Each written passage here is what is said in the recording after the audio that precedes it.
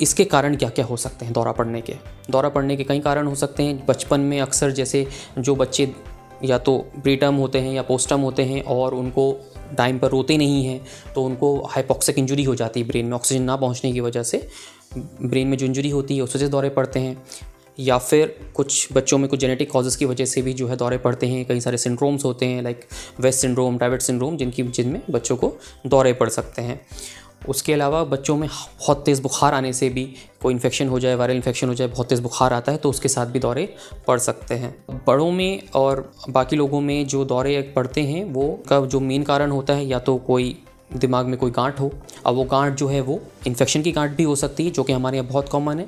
जैसे कि आपका न्यूरोसिस्टिक सर्कोसिस है या ट्यूबरक्लोमा है, तो इन गांठों की वजह से मरीज़ को दौरे पड़ सकते हैं। या फिर कोई ब्रेन ट्यूमर है उसकी वजह से भी मरीज़ को दौरे पड़ सकते हैं। इसके अलावा कुछ स्ट्रोक के पेशेंट्स भी, चाहे वो स्ट्रोक के साथ या as a complication of a stroke भी दौरे पड़ते हैं कि पहले फालिज पड़ा था और अब जो है दौरे आने शुरू हो गए हैं, तो ये भी कॉमन है। इसके अलावा ट्रॉमा के जो पेशेंट्स होते हैं जिनको हेड इंजरी हो जाती है किसी वजह से, तो उनको भी या तो फ़ौरन या ट्रॉमा के कुछ समय बाद भी दौरे पड़ सकते हैं। या फिर शुगर बहुत ज़्यादा, अक्सर अगर कुछ पेशेंट्स में जैसे डायबिटिक पेशेंट्स हैं उनमें अक्सर कभी कभी शुगर बहुत ज़्यादा कम हो जाता है तो भी दौरा पड़ सकता है।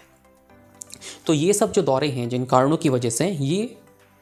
आइसोलेटेड दौरों का एपिसोड होता है और ये ईजिली ट्रीट किया जा सकता है। अगर ये सब कारण नहीं है उसके बावजूद भी मरीज़ को जो है बार बार दौरे पड़ते हैं तो वो मिर्गी कहलाता है।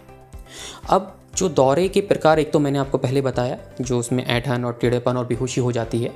उसके अलावा भी और कई तरीके के दौरे मरीज़ को पड़ सकते हैं, जैसे कि अचानक से सुन्न हो जाना, अचानक से मरीज़ जो है रुक जाता है, जैसे स्टैच्यू होता है ऐसे हो जाता है और उस टाइम पर रिस्पॉन्ड नहीं करता है किसी भी चीज़ को, तो इसको एब्सेंट सीजर बोलते हैं। या फिर अचानक से चौंक जाना, बहुत ज़्यादा चौंकना कि सुबह उठे, ब्रश कर रहे हैं या पानी पी रहे हैं और हाथ से चौंक करके सामान जो है हाथ से छूट जाना, तो ये माइक्लोनिक जर्क्स कहलाते हैं और ये भी एक तरीके का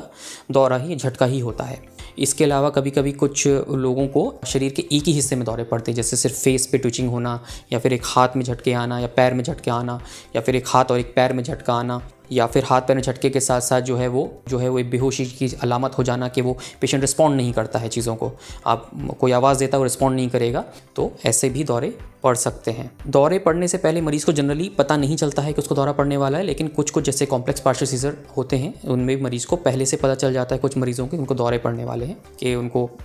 घबराहट होती है या फिर उल्टियाँ आती हैं या फिर आँख के सामने झिलमिलाहट होती है या फिर सुनने में जो है वो कोई एब्नॉर्मल आवाज़ें सुनाई देती हैं या एब्नॉर्मल स्मेल्स आती हैं, तो ऐसा भी पॉसिबल है।